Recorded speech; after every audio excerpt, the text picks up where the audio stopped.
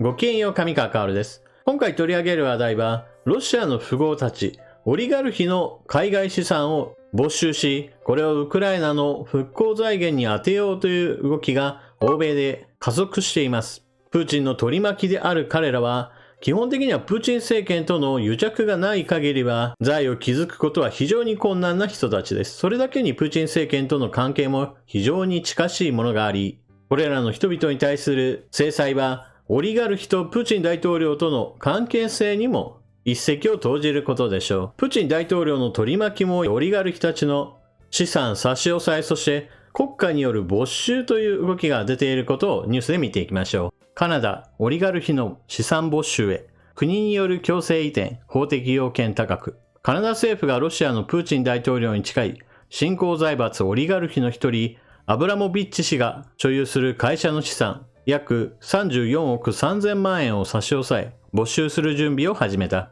裁判所が認めれば、没収資産をウクライナの復興や被害者への補償などに充てる方針だ。ウクライナ侵略をめぐる対ロ制裁の一環として、カナダ政府が19日に発表した。制裁で凍結されたオリガルヒの資産の没収は、ウクライナのゼレンスキー大統領が求めてきた。ただ、政府による民間資産の没収は、所有権の強制移転であり、法的な要件が高くなる。欧米諸国は慎重に検討を進めており、カナダでも裁判所が認めるかは見通せない。没収の妥当性について、カナダのフリーランド副首相兼財務大臣は、オリガルヒは違法で野蛮な侵略の共犯者だ。ロシアの資産がウクライナの再建のために使われるのは正当かつ適切だと強調した。カナダ議会は6月に政府が制裁対象とするオリガルヒの資産を没収し、ウクライナ復興に転用することを可能にする法案を可決した。政府が恒久的に資産を没収するため、ジョリー外相が裁判所への申請内容を検討しているという。この問題は6月の G7 サミットでも議論されたが、その際、共同声明は国内法に整合的なロシアの凍結資産の活用を含め、復興支援の選択肢を探求するとの表現に留めていた。カナダの動きは G7 で初めて。11月末には EU のフォンデアライエン欧州委員長も、ロシアやオリガルヒはウクライナに損害を賠償し、国の再建のための費用を負担しなければならないと述べており、追随する動きが広がるか注目される。資産を没収して転用するカナダの手法に対し、EU では資産を運用管理することで生じる収益をウクライナの復興に充てる案が検討されている。アメリカではバイデン大統領が没収資産を売却して得た資金をウクライナ支援に回すことを提案したが、イエレン財務長官が法的に認められていないと述べている。バイデン大統領が資産の没収の活用について話していましたが、その時の実施できない理由は法律がないからというものでした。というわけでアメリカにおいては、じゃあ法律を作ろうという動きが進んでいます。オリガルヒの没収資産をウクライナへ回す法案可決、アメリカ上院。アメリカ連邦議会の上院は24日までに、ロシアのプーチン大統領に近い新興財閥、オリガルヒから没収した資産を、ウクライナ国民に差し向ける修正法案を発声投票で可決した。共和党のグラム上院議員が発議した修正で、アメリカの新年度予算案に盛り込まれる見通し。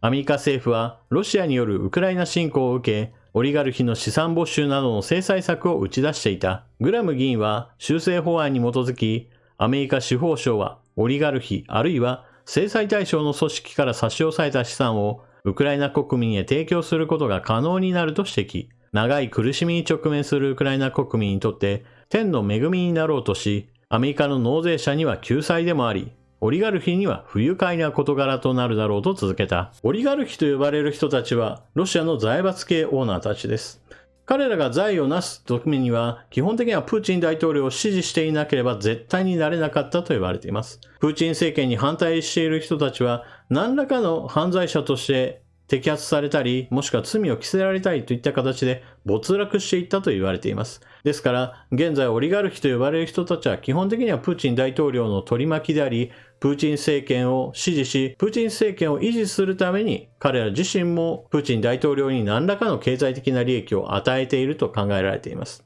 だからこそ、ロシア軍によるウクライナ本格的な侵攻があった後において、ロシア政府だけではなくオリガルヒの人たちもプーチン大統領の取り巻きであるとして制裁の対象となったわけです。ロシア軍によるウクライナ本格的な侵攻があったその後において、凍結された海外資金は総額で46兆円だと言われています。ロシア政府や中央銀行の持っていたお金は42兆円、その他4兆円がオリガルヒ、制裁対象の企業、団体のお金だと言われています。ロシアは国際法違反を様々犯している国ですから、その国に対する制裁として資産の没収までうまく進んでくれればいいなと私は思います。しかしその点に関しては資産の凍結までは犯罪者やテロリスト集団に対する資金凍結など様々な前例があるわけですが、資産の没収となるとこれは法律的にはちょっとハードルが高いんだそうです。ですから記事にもあるようにカナダ政府は法案を可決し、それに基づいて資産の没収を進めようとしていますが、これに対して裁判所が法律そのものを無効と判断するかもしれない、そんな部分が指摘されています。同じくアメリカにおいても資産没収の法律が進んでいるわけですが、ロシア側が資産の没収を何とか止めようとして弁護士集団で法律の無効性について訴えてくるかもしれません。一方 EU では資産の没収が難しいかもしれないというのであれば、資産を凍結、あくまでもロシア側がお金を使えないだけでお金そのものは存在するんだから、このお金を運用することによって得た収益でウクライナ支援を行おうというわけです。何にしてもそうなのですが、ウクライナ支援に様々なお金はかかります。そしてそれぞれの国の経済状態によっては、物価高の影響などもあって苦しい生活を強いられている人たちもたくさんいます。ですからウクライナ支援に大きなお金を回す余裕なんて全然ないよという国民感情が高まる、そのようなこともあって、資産没収はむしろ進めるべき政策の一つだと言えるでしょう。何しろ元のお金はそもそもロシア側の持っていたお金ですから、資産を没収してそのお金をウクライナに支援したとしても、資産没収を行う国にそれ自体に何か大きな負担がかかるわけではありません。お金を失うのはあくまでもロシア側の話であって、支援に回す段階において自国の税金を使わなくても良いわけですから、ロシアにとっては非常に痛い話だけども、ロシア以外の国にとっては何ら問題のない話です。欧米の話題ばかりですが、日本は決して他人事ではありません。経済制裁に日本は加わっています。ロシアの中央銀行が持っていた外貨準備高のうち、2本立ての資産もそれなりにあったそうです。これは本格的な侵攻を行った後において、制裁がかかってくるかもしれないなというのを見越して、ロシア側は資産配分を変更していました。2014年クリミア半島の併合、その後において欧米からは非難の声があり、軽い制裁がかかりました。その時の欧米の反応に比べて日本の制裁といったものはほとんどないような状態でしたから、米ドル建て資産、ユーロ建て資産を減らして、人民元建ての資産や日本円の資産の方を少し割合として増やしていたのです。ウクライナに侵略したとしてもきっと日本は制裁してこないだろうというのがロシア側の見立てだったわけです。日本が経済制裁の一環としてロシアの中央銀行の持っていた外貨準備高を差し押さえたというのは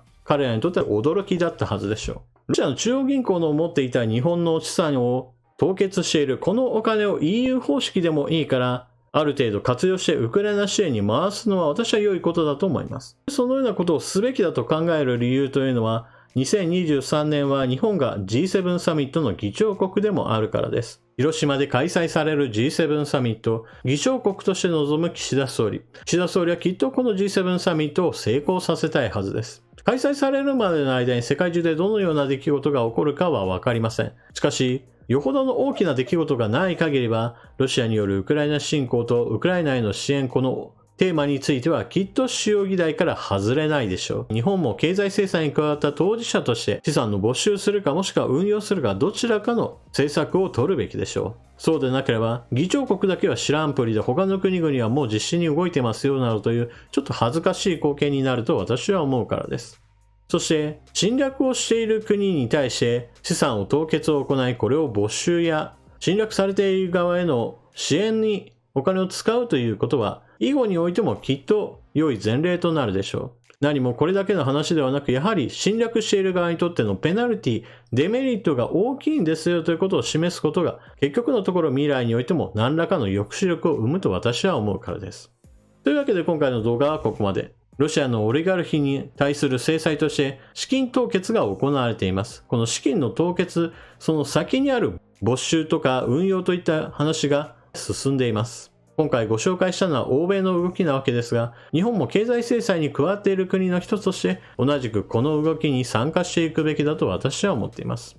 あなたはどう思われたでしょうか？今回の動画はここまで。最後までご視聴いただきありがとうございました。チャンネル登録していない方はぜひともチャンネル登録していってください。そして動画を見終わったら評価ボタンのクリックとコメントの書き込みよろしくお願いします。それでは次の動画でまたお目にかかりましょう。またね。